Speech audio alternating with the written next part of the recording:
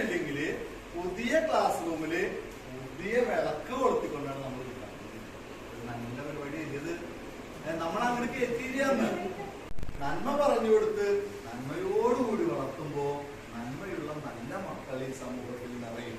അപ്പോ നമ്മുടെ വിദ്യാലയത്തിൽ പഠിച്ചത് തന്നെ ഗിരീഷേട്ടനും വിദ്യാർത്ഥിയാണ്, നമ്മുടെ സ്കൂളിൽ പഠിച്ചതാ. കാലത്ത് എനിക്ക് ഉറപ്പായിട്ടാണ് നമുക്ക് ഇത് പറഞ്ഞത് നമ്മുടെ സ്കൂളിലേക്ക് എനിക്കായിട്ടൊരു വിളക്ക് വേണം എന്ന രീതിയായിട്ട് വന്നത് എന്റെ അടുത്തേക്ക്. അപ്പോ വളരെ പറഞ്ഞെങ്കിലും മനസ്സിലെ ഐഡിയ തലേ ദിവസമൊക്കെ എനിക്ക് വന്നത് ഇത് അന്ന് തന്നെ ഓർമ്മ വെച്ചു. അപ്പൊ മോനും അതേമാതിരി എന്റെ എല്ലാ വളർച്ചയ്ക്കും എന്റെ വൈഫ് എല്ലാ കാര്യത്തിനും ഒപ്പം നിൽക്കാറുണ്ട്. അവളും കൂടി ഒരു ഡിസൈൻ കാര്യമൊക്കെ പറഞ്ഞിട്ടാണ് നമ്മൾ ചെയ്തത്. എന്തായാലും മനസ്സിന് നല്ല സന്തോഷം തോന്നി ഇങ്ങനത്തെ ഒരു വേദിയിൽ ഇത് സ്കൂളിനെ നൽകാൻ പറ്റിയത്.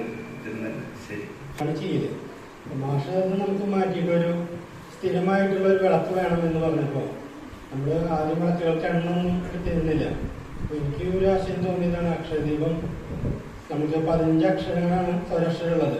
അപ്പൊ അതിന്റെ ഭാഗമായിട്ട് നമുക്ക് 15 വിളക്ക് കത്തിക്കാം എന്ന് വിചാരിച്ച് ഒരു പടക്കം വരച്ച് ഞങ്ങൾക്ക് പിന്നെ നമ്മുടെ പൂർവ്വ വിദ്യാർത്ഥി കൂടിയാണ് ഗിരീഷ്.